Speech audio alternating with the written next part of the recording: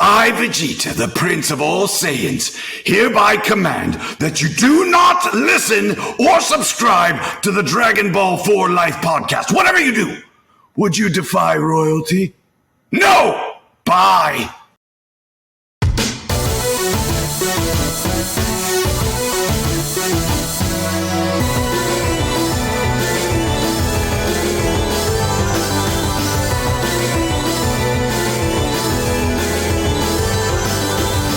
Anime, we have your attention please, and welcome to another episode of Dragon Ball 4 Life, where you come for the content but you stay for the culture. And it's Friday, you know what that means. We have another brave challenger that has decided to answer the Dragon Call. But before we introduce our very special guest, you knew who we be. The Fusion Dance Dons, aka the Mon Gods, aka the deadliest backcourt in Z Podcasting League. I go by the name of Bro Jeter, the Prince of all sayings, Mr. Matthew Porter, aka Matty Ice, here with my counterpart, the Oob to my Majin Buu, my Den Day One, going from the lookout to the cookout, Mr. Troto Trav. Talk to the people, Trav. Man, you know who it is. It's the kid Troll Toll Trav, aka Saiyan A. Smith, aka Super Saiyan Sharp. And you know me, I love thy women, and I'm chilling like Krillin. And we are back for another Dragon Call, Mr. Porter. Porter, please introduce to the listeners, who are we blessed with today? All right, Life. So, usually me and Trav like to, just go off the cuff. We just like to freestyle and just let the moment take us over when we introduce our guest. But this guest is a very special guest. And I worked up a little ditty. I can't take claim for this piece of parchment that I'm about to read, but it's apropos. Just walk with me. Just walk with me. All right. The prophecy goes, the sky will be darkened by the wings of many bats. The fallen people will invoke the name of the undead Digimon King, and when the clock strikes the hour of the beast, the undead king will reveal himself in his true form as the beast. Then angels will shoot arrows of hope and light at the loved ones of those they've been sent to protect, and a miracle will happen. And ladies and gentlemen, we have been fortunate enough to book one of these angels on today's episode of the Dragon Call. She was a young Salamon when she wanted to venture into the world of gaming and streaming and content creation, and then she did it so well, she did it like a champion, so to speak, that she turned into the Gatomon that you see in a lot of her videos every day. And then she received her ultimate form as she rained down from the heavens as Angelic Lela. Ladies and gentlemen, snaps all around for our special guest today. Snaps all around. Snaps all around. How are you? How are you this evening? That was amazing. Thank you. For real though, I was like, okay, I'm gonna take this for my intro. Okay. Look, please feel free to clip that soundbite and use it in your travels. I will. You're good. I don't think I can do it any better than that. No, once I found Travel, let you know, I have a very super soft spot in my heart for fellow Digidestins, because Digimon was my shit. So once I knew you were one too, I was like, I gotta treat sis right. I gotta do it right here. I gotta do it right. But we always say here on DB4L that the easiest place to start is the beginning, and being such a awesome content creator, representing the GameHERS, by the way. Shout out to the GameHERS, our friend of the GameHERS. Shout out to the GameHERS. We love them over there doing amazing things, moving the culture forward. But before you made it to your ultimate angelic form, when you were just a young lad, a young nerd out here in the nerd world, what got you to where you are? What was your original fandom that led you to where you are today? So, way back when, I actually used to watch my mom play video games. I would watch her play like Zelda and like Tomb Raider. We'd like solve puzzles and stuff together and whatnot. That's good parenting. Right. Like, so that's really what sparked it. It was like bonding quality time with my mom that I got to do through gaming. And because of that, I went off on my own adventures with gaming. And then as far as like content creation and streaming, my friends really got me to stream. I actually wasn't really interested in the idea at first because I was always playing in the PlayStation party with my friends, playing games with them. Like we were falling asleep in there, like just hanging out, the late nights and whatnot. And they were like, I worked at GameStop for like 5 years. Hey. And like all fellow GameStoppers, I feel like GameStop or Rita's or like everybody's jobs, like first job. It's true, man. It's true. They all hold a place in the night. Yeah, for real. So I would work there, and I tell them about all the stuff that's coming on and whatnot, and they're like, Layla, why don't you stream? I'm like, why would I do that? Like, why would I embarrass myself on camera? I don't understand what you're asking me. And they're like, well, you're here playing all the time with us. Like, why don't you just turn on the camera? You're funny, just do it. And I was like, I'm not going to do that. And so then my friend bought me a camera and was like, you're going to do it. And I was like, okay, fine. Like, He just forced you to do it. Well, if you're getting me this camera, then sure. Right? Little did I know that was going to start a whole slew of, we want Layla to do this. We're just going to get it for her. Because you can't. Meanwhile, they had a whole marketing plan already set up for you. Because, you can hide behind your excuse. Oh, I don't have the equipment, guys. Oh, my God. I would do it, but I can't. And then he dropping all the shit off. Funny you say right. that. Yeah, right. You say that. Gosh. They're so great because they were just like, nah, bro. So I started my streaming journey on my floor in my living room with my little couch in the background and just gaming with my little PlayStation camera. It's hooked to Twitch.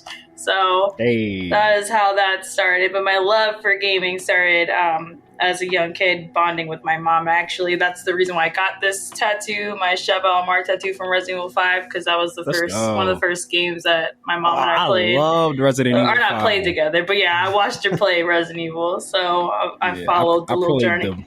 Played the brakes off of that game. Same, man. Once you get the infinite rocket launcher, it's over. Oh, what? Facts. Oh man, you just unlock memories. Bro. Did you ever ask to play and she hit you with this grown folk business right now? Or gave you the unplugged controller, made you think you was playing. Yeah. Like, oh, you're doing so good. No, my mom was straight up with it. She was like, "No, you're not messing up my save, okay?" Yeah. Yo, that's like, facts. you can watch. We're like, okay. That's facts. Said I got a spare memory. Yeah, where start your own game. Yeah. Oh my gosh, yeah. No, that's fact. Yeah, I was about to say my younger daughter. I have 2 kids, 11 and 7, and my younger daughter, she likes to watch me play the game, but like as she's gotten older, she like mustered up the courage. Like, can I play now? And I'm like, whoa, I'm in story mode. Relax. Like, calm down. Let me beat the game first, and I got you. That's when they get their own stuff. Yeah. You're like, here's a Game Boy. No, facts. Yeah. I was about to say when I was playing Spider-Man 2, like my original run through, she was like, "Can I be Spider-Man?" I was like, "Not yet. Like, I'm almost done. I promise." You gonna fuck up my progress? Mm-hmm. Oh my goodness. I'm going for diamond trophies out here. Relax. But Layla, with that, your inspiration from your mom and your friends literally forcing you to do this. Do you remember the moment where you were just like, where it went from like you being forced to do, like, damn, like I got this. I actually like am really good at this. Do you remember like that moment where it all clicked for you? Yeah, I'd say that it was whenever I found my love for Naruto to Boruto Shinobi Striker. That was the first game that I really streamed as far as like really getting into like content and stuff like that, or like playing it over and over again. And whenever I was doing that, it was just like there was so much chaos going on in the stream. Everybody was like in the community for that game was showing up and like showing love and wanting to play with me and like have me on their teams and stuff like that. And that's when I felt like the first real moment of community and like being involved of something more than just gaming. So I think that it was that moment where, and just showing back up, like going live, and then people are like expecting you. They're like, "Hey, what's up? We're happy to see you." And I was like, "Oh, okay, this isn't as bad as I thought." Like I'm making friends from all over the place, and there are people that I get to connect with and have similarities and have real conversations through a camera, like at that point. So I'm just like, okay, this is cool. I want to keep doing this. And that's when I started to really dive into building my own community, and making sure people had a space where they can feel safe to just come in and be like, "Hey, what's up? I'm this is what's going on right now," or just somewhere where they can feel involved. And that was the moment I was like, okay, yeah, I want to do more with this. Is that what led you to the GameHERS? Because that's like kind of their mission statement, like in terms of just moving gaming forward, for females and everything and whatnot. Is that kind of what? Did they find you or did you find them? Shout out to Yali, all caps and GameHERS. I love Yali. Yes. All caps. All caps. Our producer. She is the woman that keeps the lights on at DB4L. Yay, bro! I love her. Oh my gosh, Yali is amazing, man. She's so great at what she does, and she's just a genuine person. I love her. So 100%. But with the GameHERS, they actually were engaging with my Instagram often. And so then I would be like, oh, what is this? GameHERS. That sounds cool. And this was right around the era where like gamer girls was cool, was like a trending thing, and I was a part of a lot of contests and stuff on Instagram, celebrating gamer girls and the things that we like and whatnot. So I was getting engagement from them, and I was like, okay, let me look into this. And I was like, oh my God, like I love this. They're celebrating women, they're creating spaces for us to get together. They're doing it in a way that isn't like, how do I explain this? They're doing it in a way that celebrates us, not shows us off as like trophies or showing us off as not pandering. Yeah, it was like, because at that time there was a lot of that too, where it was just like, celebrating women, but not really celebrating them, more what they look like and and whatnot. So engaging with them, I was like, okay, this is an actual safe space for us to be in without all the other nonsense, like the other comments and stuff like that. So I was like, oh my gosh, thank you for engaging with my content. I really love what you guys are doing. How can I get more involved? And they were like, well, we have an ambassador program, and if you would like to apply, we would really encourage you to do that. And I was like, okay, cool. So I applied, and I got to be one of the first rounds of ambassadors. And this is 4 years later, and they've changed my whole view on the gaming industry and how much more of an impact we can have. And like I said, my mission for community, and they were able to fulfill that, and that it really made me want to strive more and scream it more to other women who are like, oh my gosh, you're looking for a place here, come hang out with us. So. Right. And prior to joining the GameHERS, did you feel as if within the gaming industry, once you started streaming, Twitch and everything, that you didn't have that community, that safe space just yet? Like, obviously you probably had your own inner community, but in terms of just the broader community, did you feel like, once the GameHERS reached out to you and started engaging with your content, you're like, oh, this is exactly what I've been missing right now? Yeah, no, I could definitely say that. So I've also been a part of the Athena Alliance, which is another gaming women's organization as well. And I found them both at the same time. So I would say that I definitely, the GameHERS was the first to engage with me and reach out and provide that space, and I would say that when I did enter the space, I did feel like, oh my gosh, this is great, and I want to continue this. So yeah, I would say that they were the ones to first show me community, and then through them, I've met other women who have their own groups and communities as well, and that's how I found Athena.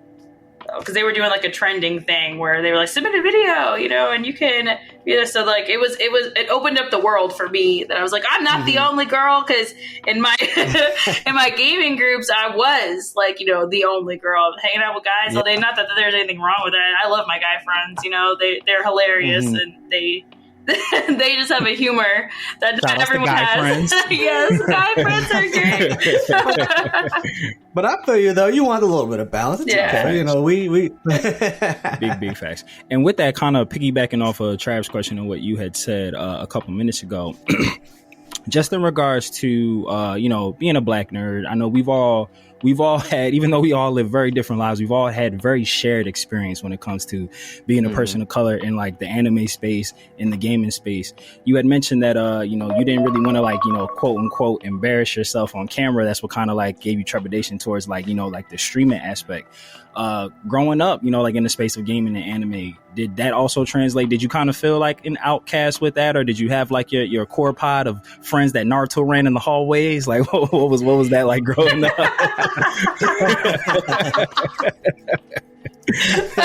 So, I have had my experiences for sure. So when I was growing up, I hid my nerdom. Like I definitely did. I grew up in I grew up in like an area where we were like how to explain this. I'm just like we were doing hood rat shit. Okay, and when I was growing up, friends doing you speak my language. Okay, so like in areas like there are spaces like that when you're growing up, there's just this. You watch cartoons. Yeah, and it's like you have to defend yourself. Like, what do you mean? Like, it's not cartoons. Watch your mouth. Right. So I had to, in those situations where people are like trying to roast you for and trying to check you all the time and whatnot, you had to kind of like bring that energy forward. So I lived my like little nerdy life at home, away from everybody else, and only a few people actually knew that I loved video games and like anime and everything like that. They'd come over my house, and then they'd be like, "What are you doing?" "Oh, nothing, just my games and stuff. Don't worry about it. Like, let's go outside." So yeah. And I learned that mostly in like that started happening in high school, but middle school wasn't as bad. Like everybody was still playing around and like watching anime and doing those things, which was cool because we were still growing. We were still growing at that point. So, but I just remember one day I had like this anime style hair. Like I had put like little buns. And this girl was like, "Oh my gosh, love your hair," and then like was like picking on me all day, and I was just like, "I thought it was cute." Okay, so that's the closest thing that's happened to me. She just mad because she couldn't pull it off. That's right. I learned that later, which is why I'm such a big women's advocate now, because I learned that it had nothing to do with me. Projections. That's what it is. That's what it is. Isn't it funny to think about now that the things that we would kind of like keep as our own little like hidden hobby is now, you're actually probably not looked at as cool if you're not into this stuff. Like it's so interesting where, I mean, in the best way possible, because I mean, there's a ton of great anime, a ton of great games out. Like I truly feel bad content for those that don't indulge, Yeah. I gotta take you back because we touched on it because I want to touch on the Digimon stuff because I know I'm gonna get stuck here for a little bit. I was like, oh, you're already getting into it. We still got some questions. I know because I know I feel like if we do it at the end, I'll take up way too much time with that. So I'm gonna stick it in the middle when we got more shit to talk about, so it'll help keep me on. Okay. All right, not too much. All right, so. I always am, like I said, I have a super soft spot in my heart for other Digidestins because I feel like growing up in the 90s, I feel like he's been waiting. I've been chomping at the bit. I fuck with Digimon too, but listen, my man, y'all, the floor is yours. I always felt like, let me know if you kind of had the same experience. Cause like where I grew up, me and Trevor from Philly. So like where I was at, and just like over on the East Coast, I feel like Digimon was always treated like the redheaded stepchild. Like it got love and it got attention, but I feel like especially in the 90s, it was the Pokemon boom. Like everybody was like Team Pikachu, and that was just what it was. And I feel like I'll just jump out on the ledge and just say by conversations we've already had in your background that you slang Team Digimon, which is the team that I went. Can you explain to me like how you ended up on that side? Because I always love to know people's journeys who chose Digimon over Pokemon, because like Pokemon was and still is such a huge phenomenon. And Digimon kind of like goes in waves. Like it was like really big sometimes, and then it's not big sometimes, and then it's big again sometimes, and it's not big again sometimes. It's not as consistent. But when you were like left with that red or blue pill choice, like what drew you to Digimon over Pokemon? So I'd say I don't want to disappoint you, okay? But it's okay. Originally, I also was like, no, bro, what is this? This is a Pokemon imitation. How dare they? You know, you were young. I was. And I was.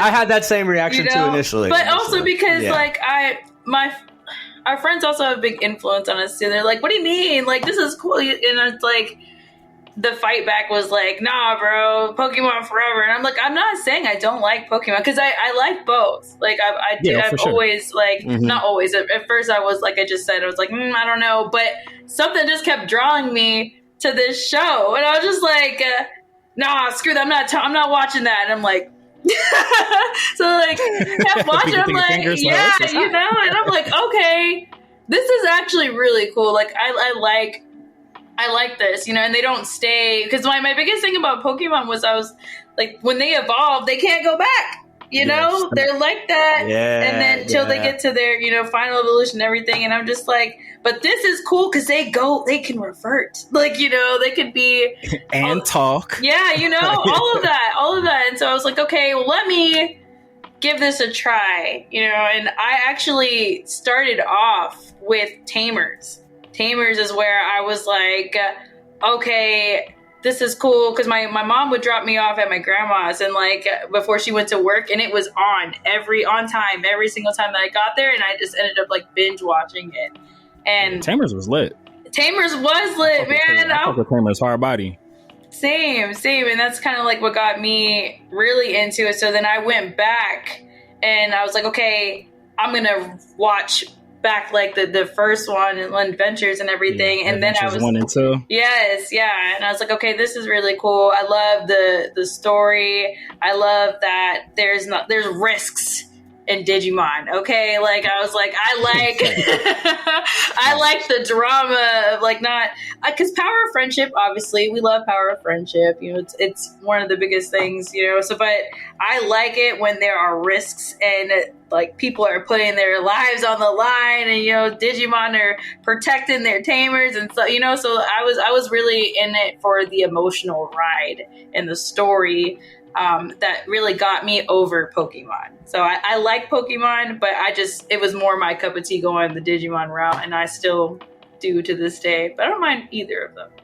No, big facts. And shout outs to Pokemon. Like I feel like most people do like both, is they usually just have a preference. But I will say all the same reasons as you, but like the big one for me that I was like, oh yeah, Digimon's that shit, is I can't remember what episode it was, but I remember Agumon was like catching hands and feet, and Ty started swinging on Digimon, and I said, Ash would never swing on no Pokemon. He don't stand up for his peoples. And I mean, he did shoo away all the Pidgeys like from Charmander, blah blah blah blah blah. But they be like the Digidestin be like swinging on Digimon like at a regular clip. They be getting that. They be getting that. They ride or die for their Digimon, man. They're like, nah, that's my homie. Meanwhile, Ash was giving his Pokemon away. Yeah, watching them get their ass kicked. Ash swung on Mewtwo, at least tried to swing on Mewtwo, but it's just like, nah, Ty and Matt was out here regularly trying to catch the fade with other Digimon, yo, and I was like, oh yeah, this shit is amazing. Oh yeah, and that's DNA Digivolution, sold. I was like, oh my gosh, the power of their bonds, you know, just like I'm sitting here crying and stuff. I'm like, oh, they're gonna do it. So yeah, I definitely love it. I also played the games. Like I played the Pokemon games too, but I played the Digimon games as well. And I couldn't get into the Digimon games. Really? I tried really hard to like them. I played like, I don't even know which one it was, but it was on PlayStation. And I just remember like having to do a lot. I remember like, cause you know what it was? Not understanding like the difference between games taking liberty with the content for TV. So it's like when I had my Gabumon and he like digivolved into something that wasn't Garurumon, I was like, fuck is this game? I was like, what's this Numamon Digivolution I got here? Like, oh no. Yeah, it did not work out for me, yo. So I was just like, as soon as he did, because he was like Digivolve, and I was so happy, and it turned into a Numamon. I was like, fuck this game, man. Yeah, I'm sorry. That's the worst. My Squirtle would never do this to me. The trial. What is it? Yo, I felt so betrayed. Like, not understanding. I was like, yo, this isn't how it goes in the show. So yeah, it turned me off of the Digimon games. But I feel like that was everybody's, because I don't remember the timeline, but I feel like I remember playing Red before watching the TV show, or it was like very close. Like it was super duper close. Like I couldn't even tell you like why did like Pokemon or Digimon like got cool. I just remember just like showed up in America and it was like the big thing, and I was like, oh shit, all right, bet. Like let's go. Like let's do it. Do you have, well, I'm sure you have, who is your favorite Digidestin? Any season, doesn't matter. My favorite Digidestin, any season. Dang, that's hard. I'm so indecisive. I'm a Libra, guys. I'm sorry. I'm a Libra. Hey, let's go! Hey. It's hard for me to make a single. Could have had y'all lick a lot much. Yeah, we can bleep this out. When's your birthday? October 20th. I'm the 14th. Hey, let's go. That's so Nice. close. Let's go. So I'm super indecisive. Digidestin unite. Yeah, see, this is why we click so well. Well, I say Matt is obviously my favorite Digidestin. Outside the fact that we have like, that's my name twin, but like Matt was the fucking man, bro. Like, yeah, he always putting freaking tie in check. My man had a sleeveless turtleneck. He was a drip god. He was ahead of the game. And let's be honest, Matt was real cool. Like he was that cool kid, you know. So I feel you. Did you watch the? I'm giving you time to think about your Digidestin. Did you watch the 2020 remake of Adventure 1? No, I haven't yet. I'm still on Try. And I'm trying to like. Try's good. Yeah, I'm still trying to like recover or get caught up with all of that too. Are you watching movie Try or the TV version? We're watching the episodic version. We're watching the episodes. Yeah, okay. Not the movies. It's better. It's better that way. It's better okay. Yeah. But I know, like me, Try's been here for every time I ever encounter a Digidestin. A case could be made that the 2020 version is better than the original. Like that shit really? Okay. Because you know what? Because you know why it's so dope? They literally like bring in not necessarily storylines, but like similar beats from Tamers, from what was the one that was after Tamers? I can't remember.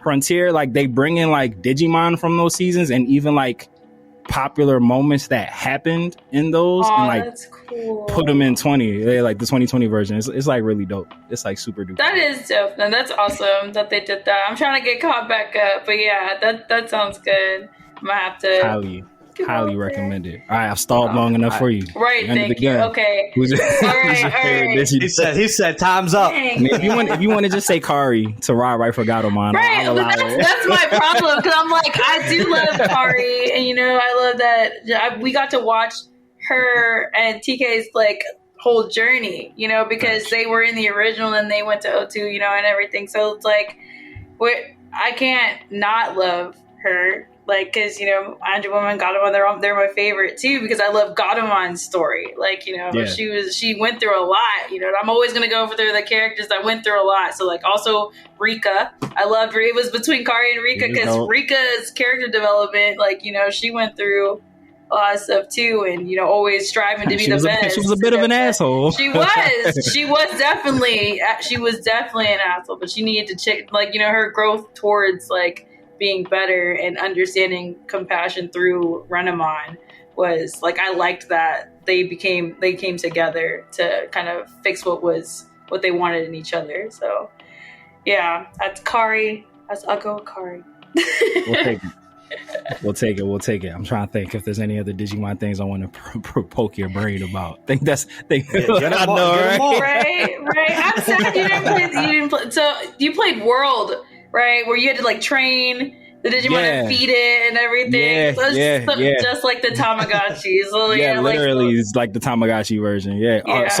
So are the more current Digimon games not that same model? They're like actually more like Digimon. The World ones are still like that. Like they're definitely they're like honestly, yeah, they're all still kind of like that. Cyber Sleuth wasn't as bad because it was more story based, I'd say, than the other one just being kind of like, you know, train your Digimon, make them Digivolve. And then the one thing is that they always revert back to Digi-Egg, and you have to retrain them all over again. And they can have different outlets of different Digimon that they can Digivolve to and everything too. But that sounds exhausting. yeah, it's really grindy. It is really grindy. Matt's like, well, I'm glad I got out when I that one. Yeah, it's like I dodged a bullet. Nah, yeah, because I can tend to be a bit obsessive with like things that I like. So like, had I stuck with it, I probably would have played every year and just stressed myself out every single year since then. Like, just mad why I keep playing this game. That's sweet. Look, you're the version of my life where I stayed with the game. That's Matt's just going to continue to vicariously live through you. Okay, I got you. I'll be sure to let you know every hurdle that I have. Every time the game come out, I'm gonna hit you up like, yo, how is it? I don't want to talk about that, like, man. Dope. I'm not going to buy it. How is it? Like, I'm gonna cheer on for you. Man, I'm still waiting for Bond. I did come out with another one. I went to Digimon Con, or not went to, but I watched Digimon Con last year, and I was waiting for them to announce another game. They gave us more trading card games instead. I was like, man, come on. Like you have a future in podcasting because you just gave me a great way to get out of this Digimon conversation. While on the topic of cons, DreamCon. Well, look at that. Stay king. Look, this whole time I've been turning my wits. How can I fucking get out of this Digimon con? I'm gonna get stuck here. Asking all the questions. Like, this is no longer Dragon Ball for life. Digimon for life. But yeah, but tell us your experience about DreamCon, because I've never been. I know me and Travis, it's on our bucket list of things to do. But it just seems like, you know, the nerd hub of the world is Texas, so like we just got to make that happen. I know, but literally everybody's in Texas, all of us. But yeah, tell us about your experience at DreamCon. Like when did that become like a thing for you that you started like attending all the time? So for DreamCon personally, I've only went last year. That was my first time. I just went to DreamHack not that long ago, but DreamCon is the convention that RDC World hosts and whatnot. Shout out to them. They're so freaking funny, and that's honestly why I went. Like, that's honestly why. You know, one of my favorite segments of theirs is the Hood Olympics. So good. Calm down, Jamal. No need to pull out the 9. They're so funny. Whenever there's like anything that involves LeBron, anime, whatever, I gotta go to their page and see. All right, I know they got something. If not, it's gonna be up tomorrow. What was it? Hood Avatar. Yes. Classic.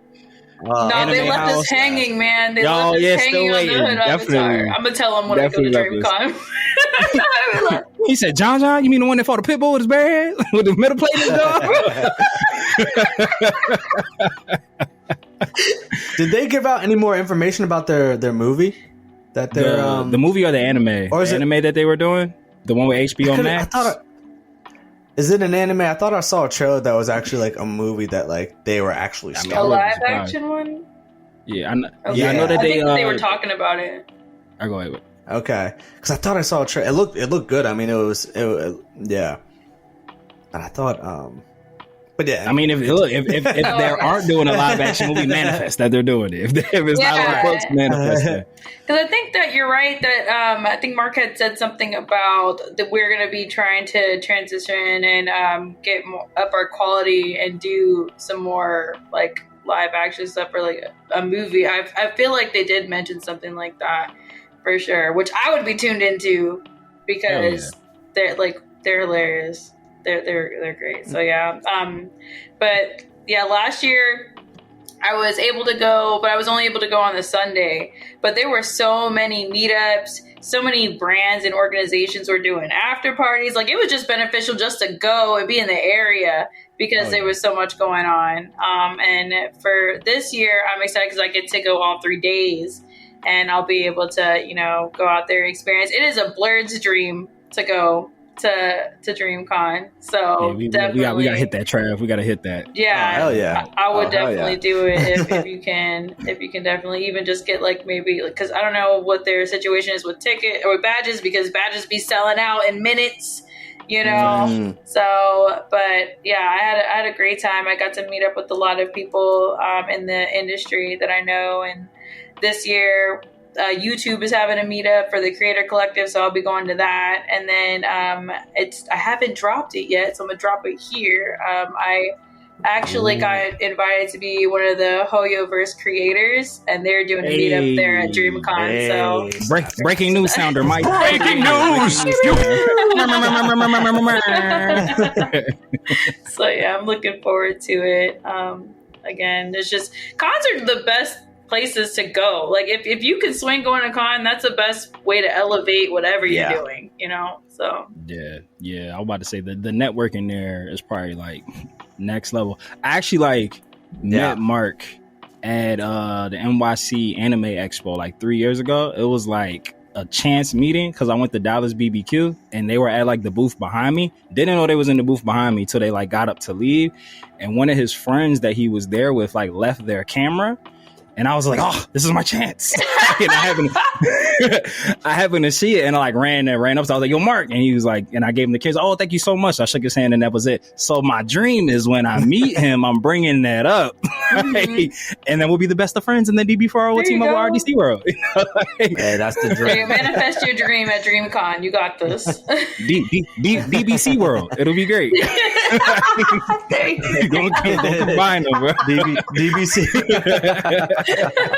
You've been thinking about this for a while. Look, it's been Dragon Ball RDC, man. No, it's on my vision board. Like, all right, when we meet them, I'm like, yo, remember that very expensive camera that would have been stolen if not for me? Like, that was me.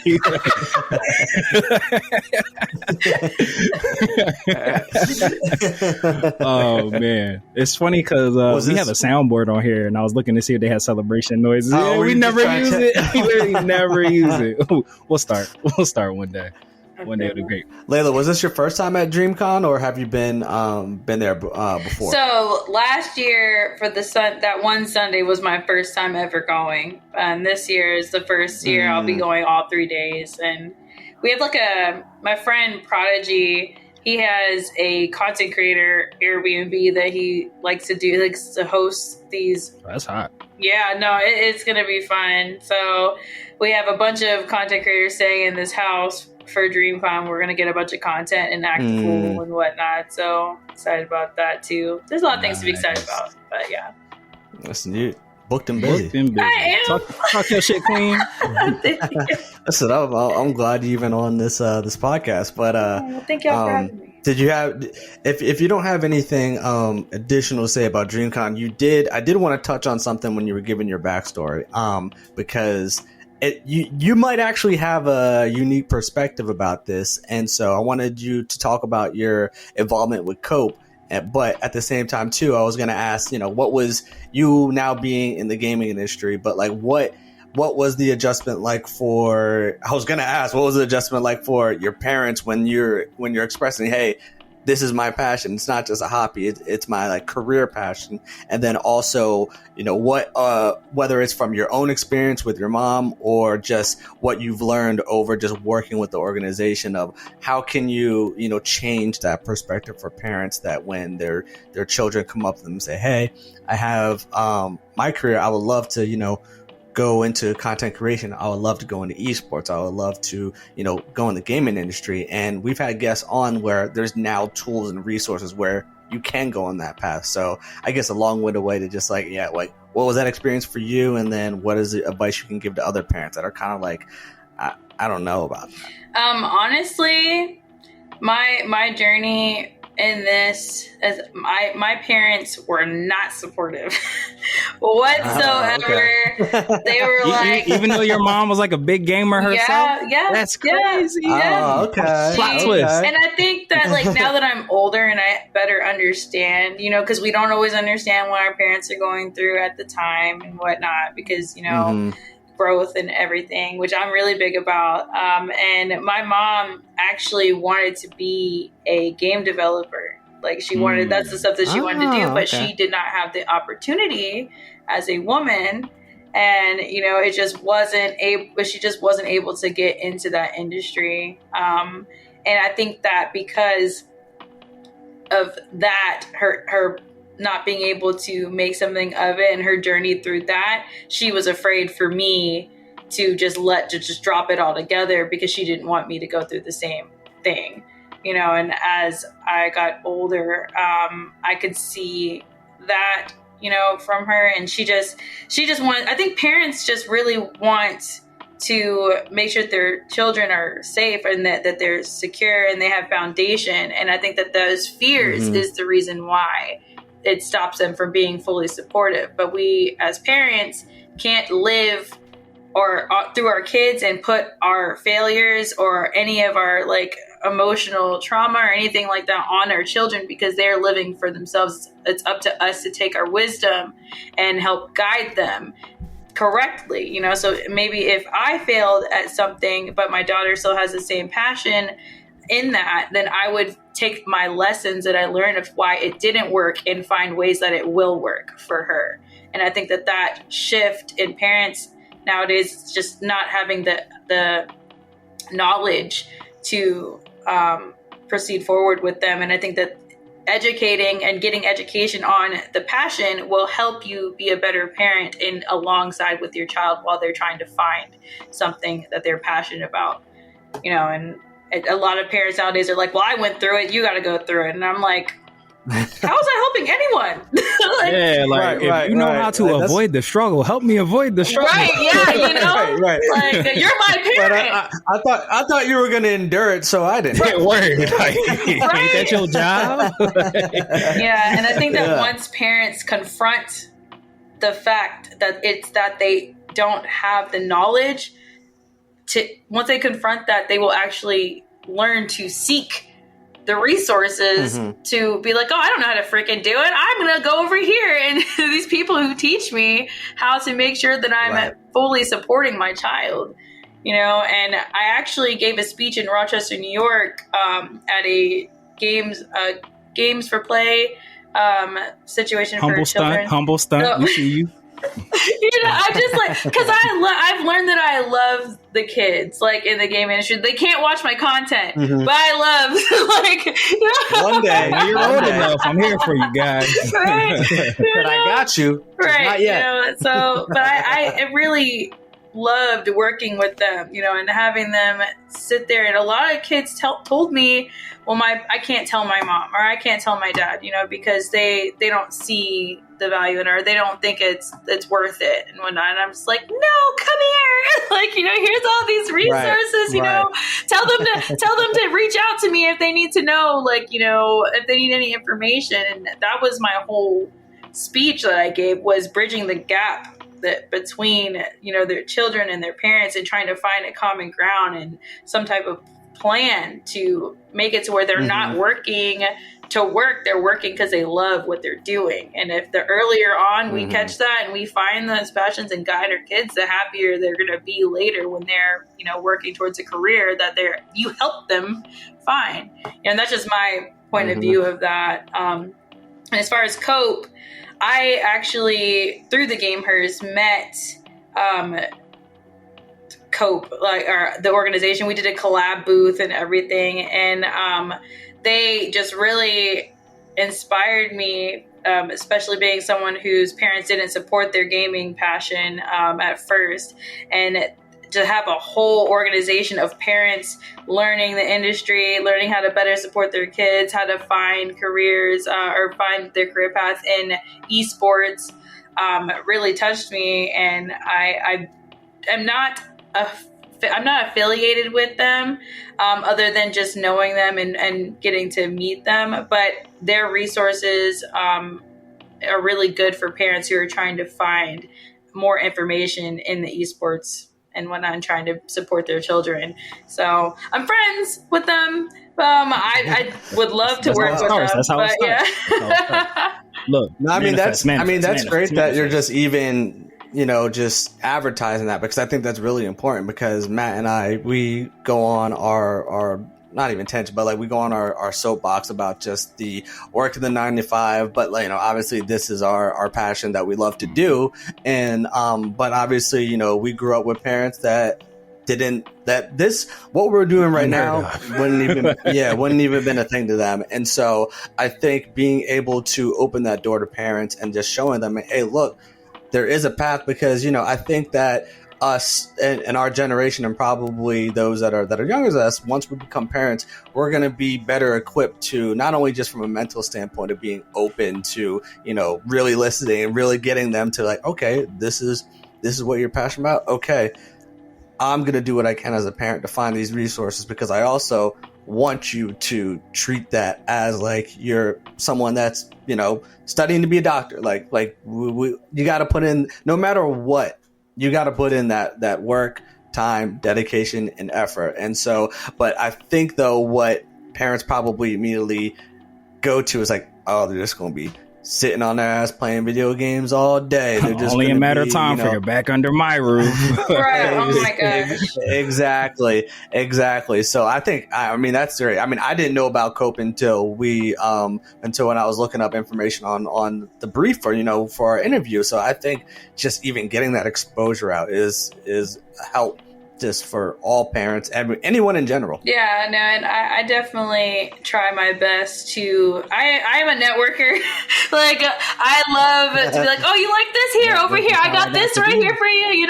I love giving information to people that I have, come across, and if it can help you, then I want to be able to share that, and I think even with, like you said about parents being worried, I think that they do have a valid reason to be worried, just because, like I said, they don't know. So with fear is like the reason for a lot of things, but it's up to you to educate yourself so that you could help the best, or so that you can understand it and not be so afraid of it. And or even trust yourself. Like, trust your parents in that, like, hey, if this is something my kid's passionate about, I've raised them well enough to know if shit seems sketchy, get out. That's a good point. But you actually just said something, Layla, that I think is super important that I don't think enough people do think about. And I'll even like put myself in front of the gun that I haven't thought about it. But it's just like you just said, like with networking, like when you get resources, immediately paying it forward and like passing it along. I feel like when you're in the grind of trying to like get to wherever it is you want to take your creative endeavors, and you get the resources, you get so excited to use them that you don't really think like, oh shit, this could be helpful to somebody else that needs this. Yeah, you don't. Yeah, think and I think that you just kind of put that in my head to like do better at that myself, because me and Trav have been very fortunate to like meet people such as yourself, or like get in contact with the GameHERS or a lot of the voice actors for shows that we grew up loving as kids, and they've provided so much wisdom. And I guess for me and Travis, kind of a cheat code because we're able to talk about it on a podcast. So technically this gets the information out. But definitely, like you said, like when you're out and about, like, oh shit, this person taught me this, or this person told me about this. Here you go. You can use this too. Like, I feel like that's super special. And I'm thank you for bringing that up, because I feel like, again, it's not something that people do talk about in terms of like getting information, also sharing it as well. But on this topic, super apropos, just in lines with parents supporting their kids in their dreams, have you or do you plan on and have the execution of like bringing your child like into this world? Like the game, has she expressed like interest in doing it? Like got the itch?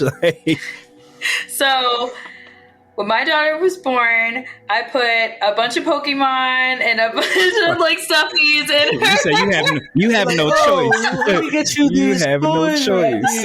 Oh, this is so cute. Here you go. All of it. And I was like, because I was excited. I was like, oh my God, and because, like I said, when I grew up, my mom and I bonded through like gaming. Yeah. So I was like super excited when I had my daughter, and I was like, yay, we're going to play games together. We're going to do all these things. We're going to like dress up and stuff and be cute. And so, mind you, it took a while because she just wasn't. She's just a little kid, so she likes what she likes and stuff like that. But as she got older, she kind of got interested in Pokemon here and there. She'd watch it, but she wasn't really into it. And I was like, okay, that's fine. Like, watch whatever you want to watch.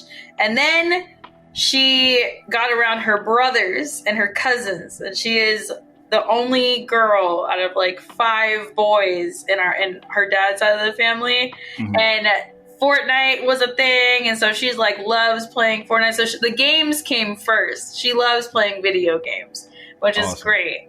But recently, we introduced her to My Hero. Hey, yes, great choice. Yes. Love it. Because we play the game. We play My Hero Ultra Rumble. It's something that we've been playing recently. And she's like, "What is that game? I want to play that game." And I was like, "Well, you need to watch the anime because you're not gonna know who any of these people are. You gotta earn this game." Yeah, child. right? It's like you don't know who Froppy is. You don't know who Ida is. And she loves Deku. She loves him. So she's into Midoriya. She's like young Midoriya.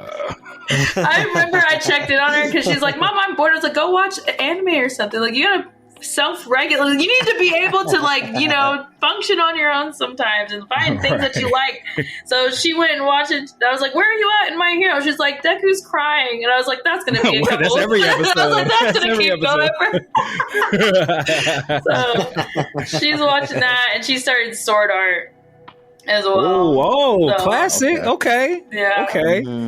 Nice. Was that? Did you also guide her to that one, or she just like picked that one out herself?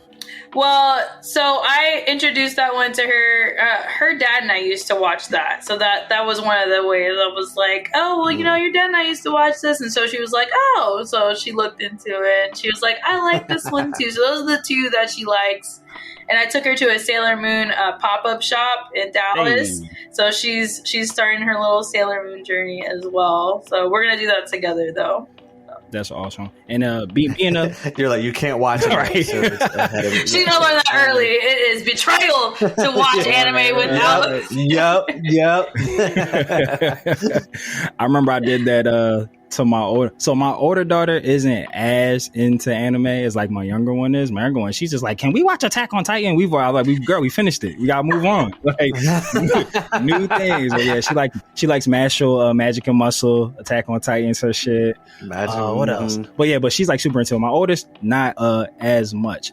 But being a fellow nerd parent of a daughter, are there like specific shows with messaging that you definitely want to like take special care to make sure that she sees, as opposed to like if you had like a boy?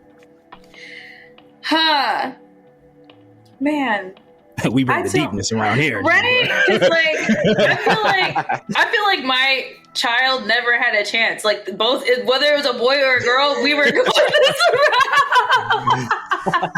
So no matter what, they're gonna watch this anime. I was gonna introduce it, and because I was just so excited. Like my daughter. Actually, her name is from Soul Calibur. It's like one of the DLC characters, or one of the characters' names are mentioned in there. Because I told my nerd self, I was like, my firstborn will have a nerdy name in some way or form. So, but yeah, I feel like if I had a boy or if I like had a girl, it wouldn't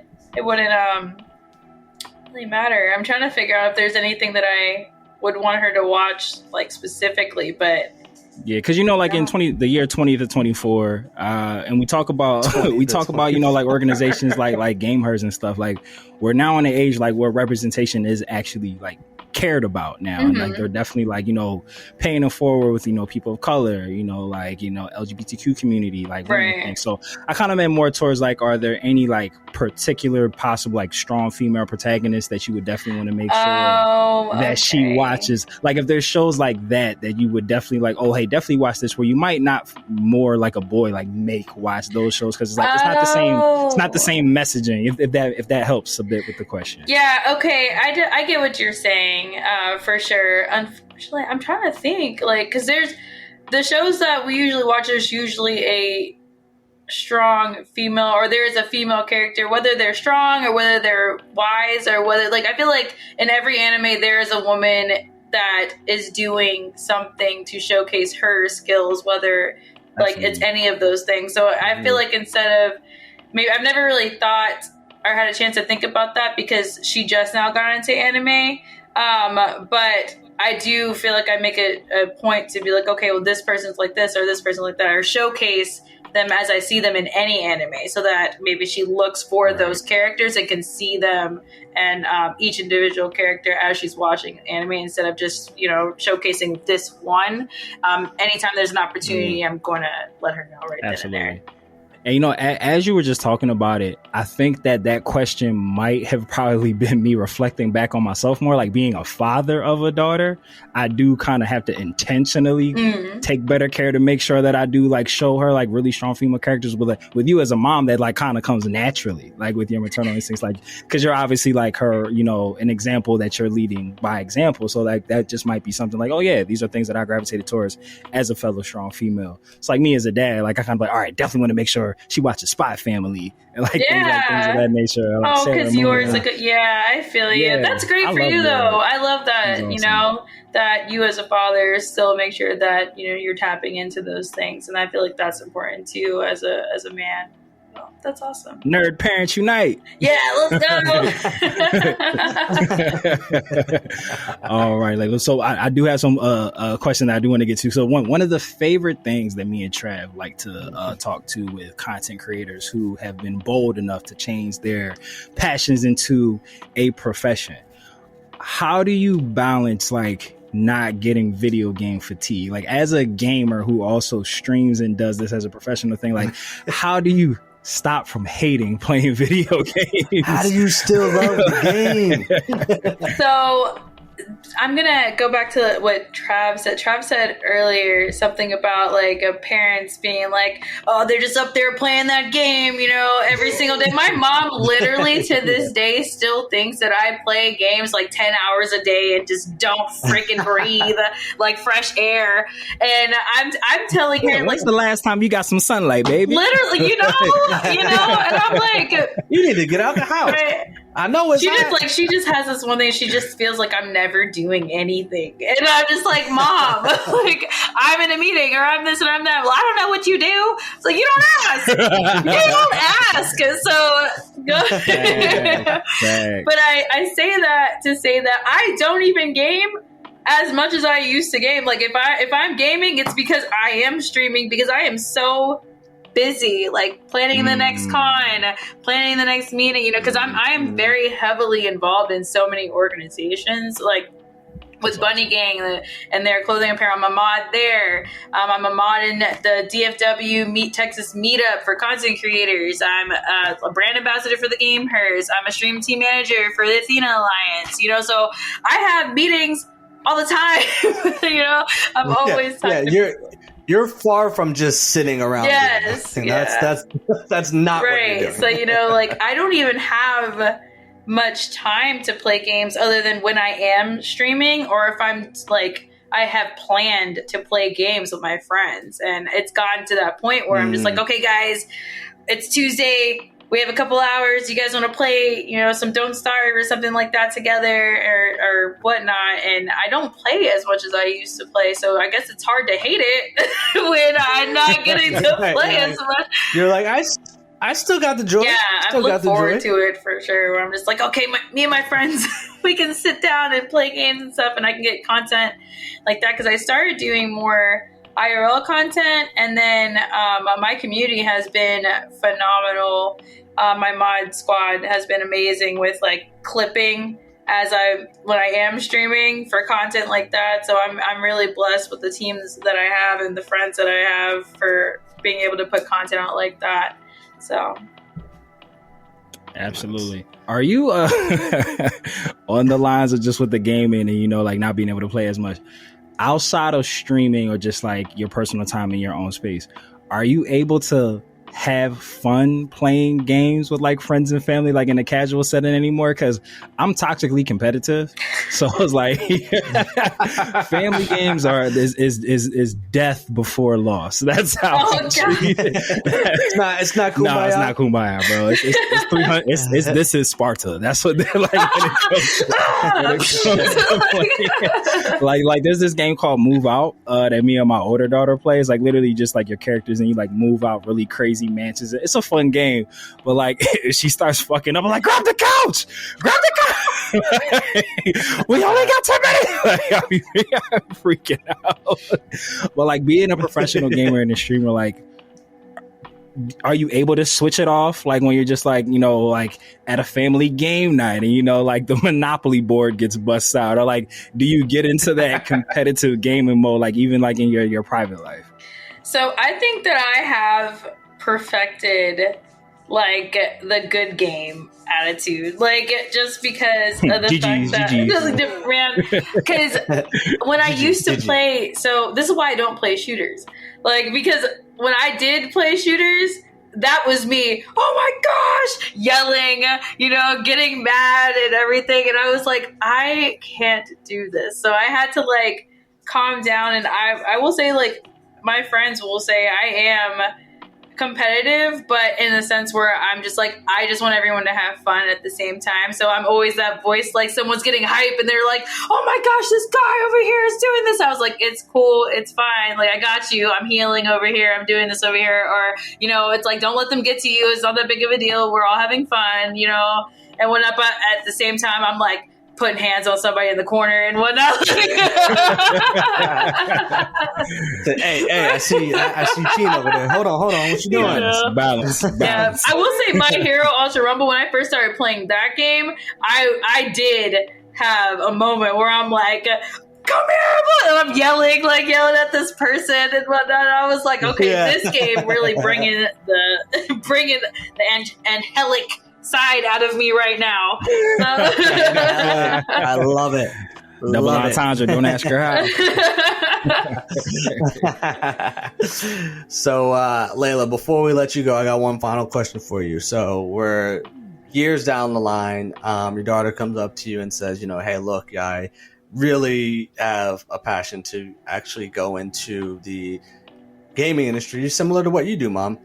You have so much experience, so much knowledge. What are some things that you learned over your journey that you would like to, you know, give guidance to me on, that I should, you know, one, try to take on, avoid, and also what are some misconceptions that, you know, me being a female, that I should, you know, be aware of, and also just knock it out the park, like, hey, that's not. Damn, bro, you should consider podcasting. You ever thought about that? No, just tell me. Well, I'm super excited for, you know, that day, if it does come. If it doesn't, if my daughter wants to do something else, obviously I'm going to support her in whatever she does. The GameHERS has made it very, very easy for me to be able to have the resources to guide her, and also give her the experiences already to be a part of like cons, or going to cons, being a part of panels in the sense of like activations and whatnot. So she's already gotten some experience in the industry because of the GameHERS, which shout out to them for promoting like parenthood in the industry and stuff. So I appreciate them for that. Again, shout out to them. So, but if she came to me, I know it sounds super cliche, but like, just be yourself and don't let people make you feel like you don't belong anywhere. Like if you want to, like if you want to be somewhere, and that's my job as a parent too, you know, to make sure my daughter doesn't ever feel like she's not enough to take on tasks and feel like she can't take on challenges, or that I'm not here for her in times where she may be struggling, you know. And I think that that's another thing for parents to remember, is that we brought our kids in the world. We're supposed to be their support, their biggest cheerleaders, you know. And I think that definitely letting her know to be herself, and that I'm here for her regardless of, you know, what situation she's in. I want her to know that. And you said, you said, what were the other, I'm so sorry, I'm trying to remember the other ones. My brain, my ADHD is like, there were other questions, what were they? No, I mean, everything that you answered kind of just encapsulated everything that I was asking and hit those points, just because, I mean, you know, I think, you know, just in the brief moments that we've been talking to you, I know that you're a great resource, not just to your own daughter, but just to anyone that has any interest within, you know, pursuing this in any sort of fashion. So, you know, I think, and it's so funny when I think about it, when it comes to, you know, those type of questions and what you would say to those. And like, I know that it feels when we say it. Oh, it sounds cliche, but I mean, like, sometimes the most simple, phrases and everything are the most impactful, and because you take it, but you can apply it to just so many aspects of life, and there are important messages that you just got to keep reiterating, because sometimes it's very easy to lose sight of that and to not, believe in yourself, especially when you're in a world that's meant to try to bring you down. So I think, you're for sure. A way to say you're doing a great job. And, we hope that there's, a lot more Leilas that emerge into the world. Thank you. I appreciate it. Big facts. And Lela, we tell our guests, like, once you come on once, you are a forever repeat guest here on DB4L. So we would absolutely love to have you back. If you ever have anything coming up that you want to promote, please feel free to bring back. You just want to come up and just not talk about anything, please. No, I'm down. I'm like, hey, where's the after meeting after this? When can we schedule more stuff? So. Say less. But just to kind of echo Trav's sentiment before we close this bad boy out, if you aren't told or haven't been told today, just in this limited interaction that we've had with you and the research that we did prior to you coming here today, what you're doing is amazing. Like, I see it, everybody sees it, like your fan base like proves it, like what you're doing is effective. It is helping people. Keep doing what you're doing, and we are rooting for you vigorously over here 1,000%. On this side for sure. But Lela, before we say our goodbyes, please let the people know where they can find you, how they can support, what you got going on, all that good stuff. Okay. Alrighty, guys. Again, I'm Angelic Lela. I'm your Bandai bestie. I play games like Digimon, Gundam, My Hero Ultra Rumble, and all. Oh, you're a Gundam fan too. Yeah. Breakers is coming out. Did you play? How did we miss that? That's on the next episode. You coming back. Well, we already got the next episode. We lit. Yeah. Keep going. Tell them how to support. Yeah, so you can find me on Twitch, on YouTube, Instagram, all the social medias, pretty much as Angelic Lela. My Twitch is Angelic_Lela. But yeah, you can find me there. The GameHERS, obviously, you'll always see me with them. Hopefully, I don't have any plans. I want to be with them forever. Bunny Gang, the Athena Alliance, all that good stuff. So just check me out on the socials, and I got you. Join my community, man. Wow. And good brother Trav, I love to give you the last words if you have any. Hey, I'll just say, move over, Rosie the Riveter. We got Lela the Liberator. Let's go. Wow. We here. Well, lifers, we call you guys the lifers because you quite literally put the L into DB4L, and we know that we can't grow this spirit bomb without you. So lend us your power by way of likes, subscribes, 5 to 7 star reviews if that's possible, follows on all the social medias and all that jazz. And the easiest way to do that and support Lela as well is by clicking the all-powerful link Tree of Might in the episode description below. I don't know why I point, because this is not a video podcast. Hey, no, we're eventually going to get there, so I'm practicing when we go visual. Yeah, don't break out of that. Yeah, click that all-powerful link Tree of Might below. And like we always say here in the Kame house that Toriyama built, whether you watch it or you read it, we all need it. So open up that nerd eye, and we will see you next time on Dragon Ball For Life. Dodon Ray.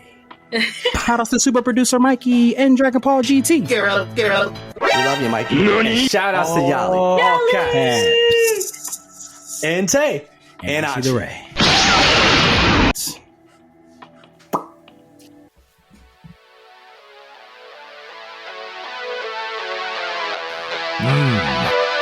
Mortals, listen up.